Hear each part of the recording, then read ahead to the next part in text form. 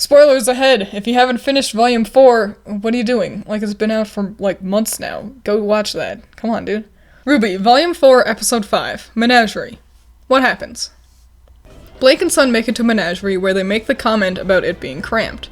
They then continue to complain about Menagerie's small size and humans in general, just to immediately then gawk at how pretty it is here. Blake goes on to talk about how the island and town are just a way to remember that faunus are still not equal to humans and that life is hard when you have so little space. Hawaii, Japan, Rhode Island, all fine. Blake then reveals that she lives in the biggest house on the town and is effectively a princess. Blake expresses concern for returning after being gone for so long, but is welcomed happily by her parents. The four then have some tea while Sun embarrasses himself. However, the conversation is interrupted by Fennec and Corsic of the White Fang.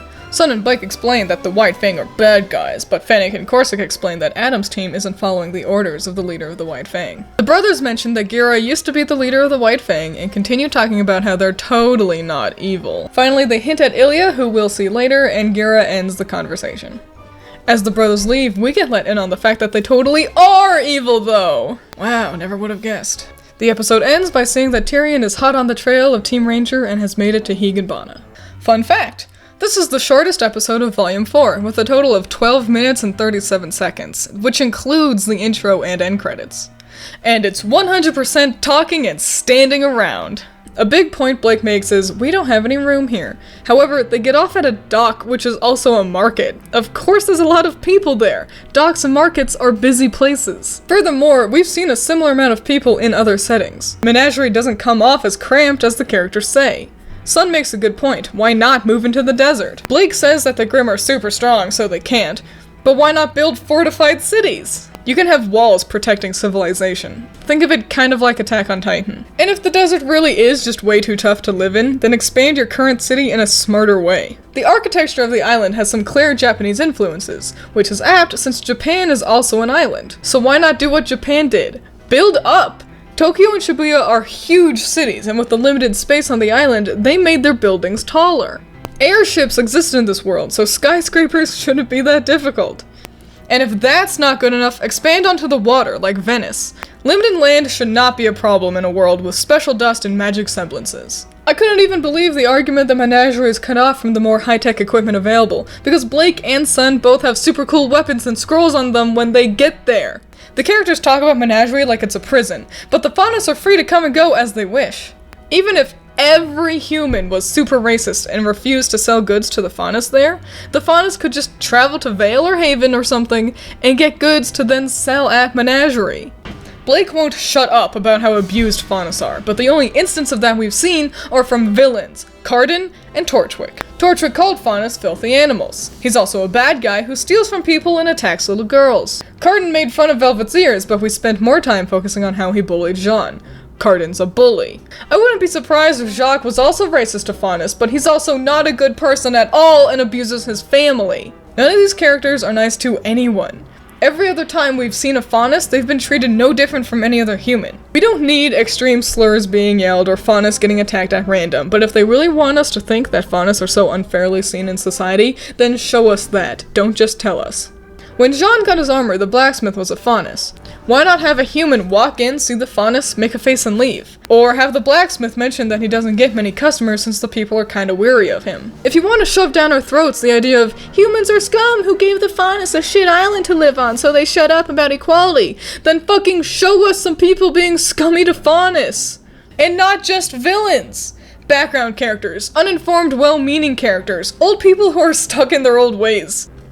You know, maybe if Miles and Carrie spent more time actually trying to build their world actually in the show, rather than making World of Remnants to try to expand their lore, the scripts would actually be better. And things like this wouldn't be a problem, where I'm sitting here trying to look for the racism that Blake keeps talking about. Oh, everyone's so racist, my life is hard. Really? Prove it! I haven't seen anything to back that up. It doesn't even need to be outright racism. Subtle disdain for the faunus would be just as effective. A character who's nice to Blake and Sun, but would rather sit closer to the humans in the party. A character who believes all the stereotypes and think that faunus go out at night to hunt down animals to eat raw. Anything to back up what you're trying to convey. Weiss was a good example of this back in Volume 1. Those faunus only know how to lie, cheat, and steal. Weiss is a good character with a wrong mindset about Faunus during this conversation. It was effective at showing us how some people feel about Faunus. Weiss changed her tune pretty quickly, but more characters with Weiss's original mindset would help demonstrate this oppressive nature Blake keeps talking about here. Blake can blather on and on about it forever, but until we actually see how unfairly Faunus are apparently being treated, then it's kinda hard to believe her. It doesn't help that not a single person in town seems depressed to be there. It's to the point that I really don't believe Blake. I kinda think she's the only one that sees Menagerie as this terrible place the Faunus are stuck with. Even though Faunus can leave whenever they want and live wherever they want and can do that freely. Sun makes the comment of, "Is it always so cramped?" Michael performs the line as if Sun has to push his way through a gaggle of people to proceed along the path, but what they decided in anime was one guy walking kinda close to them. Like, there's a ton of room all around them. The guy's an asshole for deciding to walk between the two, but that's about it. It's a visual medium. If there's supposed to be a lot of people around, then show us a lot of people! I counted 17 people in the street during this shot. Compare that to when Ironwood showed off his new gear at Vale in Volume 2. I counted 49 people in that shot! We've seen them put a lot of characters on screen before, so why not crowd the screen when the town is supposed to be crowded? You know, the music in this episode is actually really nice when it's there. There's a lot of just talking with nothing going on in the background. Music helps direct a viewer's emotions. When there's no music, conversations can get boring. The music's real good, so let us hear more of it.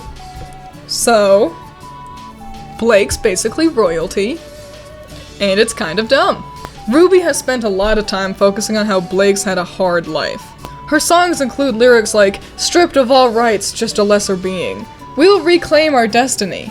She says things like, "I was raised outside of the kingdoms. If you can't fight, you can't survive." But it's kinda hard to believe life was so hard when your parents are loaded and you live in a big cushy house with everything you could ever want in it. To be fair, it's implied she ran away from home, and we don't know how old she was when that happened. However, that was still her choice. If life ever got too hard, she could always come back home where she could rest and take it easy. Just like how she is in this episode.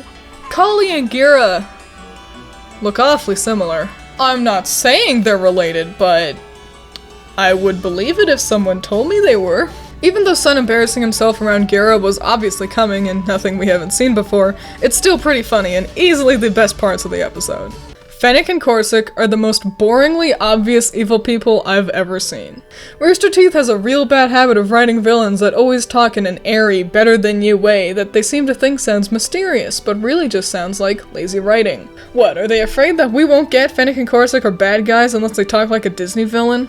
They're so defaultly evil that they're boring. This conversation feels like it drags on because the Albane brothers insist on evil whispering everything. We know they're evil, we know Blake doesn't trust them, we know Gira won't do anything about them. It's a paint-by-the-numbers conversation about establishing villains that won't get reprimanded yet. These two only appear in this episode and the last one very briefly. Why were they considered important enough to be in the opening? Just wanted to fill some of the minute and 20 seconds of the opening? Or were they afraid we wouldn't think they're evil unless we see them in the same shot as Adam? I really do hope we get to see more of the brothers. There's the potential for them to be interesting. They just need to get past this breathy, mysterious voice and some more screen time to show us that they actually have character traits other than just tee-hee-hee, being the White Fang is so evil. Corsic mentions High Leader Khan. I assume that Khan is going to be based on Shere Khan from the Jungle Book. If I'm right, then I bet they'll look super badass, and I'm excited to see that since they already killed off my husbando. Sun is the shining beacon of fun in this episode. Tyrion, bud, you would be more popular with the ladies if you didn't laugh so weirdly. The scene is actually really good though. The first 5 episodes have been pretty slow, being mostly exposition with some fights sprinkled in. Tyrion showing up means that things are about to ramp up and does a good job leaving the viewer excited to see the next episode. And so, that's Menagerie. This episode is boring and is easily my least favorite episode of the volume. The entire thing can be summarized like so. They walked and talked. They stood and talked. They sat around and talked. They stood and talked some more. This whole episode is just talking! It's Blake complaining about everything, and the Albane brothers slowly trying to convince us that the White Fang are cool dudes. With the exception of some of Sun's faces, there's nothing interesting to look at. Just because the episode is a conversation-heavy one, doesn't mean the characters shouldn't be allowed to move. Blake just walks and stands. Every shot with her and Sun in it has Blake to the right and Sun to the left, not standing too close to each other. Every single shot. During the entire Fennec and Corsa conversation, no one moves from their designated spot.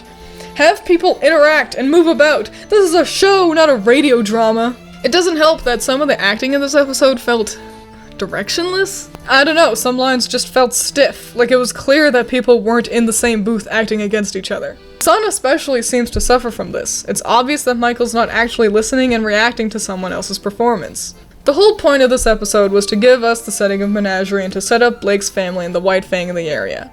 But it mostly succeeds in making Blake my least favorite member of Team RWBY. Which is a shame, because her design is my favorite, and she wasn't always like this. She feels like a caricature of herself. She used to be quiet, polite, but wouldn't hold back if someone deserved to get yelled at. She could be broody and overdramatic, but she could also have fun and get excited. Now she's just self-depreciative and angsty. She spends most of her time complaining, and I simply got tired of it. This episode is exposition done in the least interesting way possible. If you've seen it once, then there's no reason for you to watch it again, unless you like hearing unconvincing line reads and characters talking while they stand still.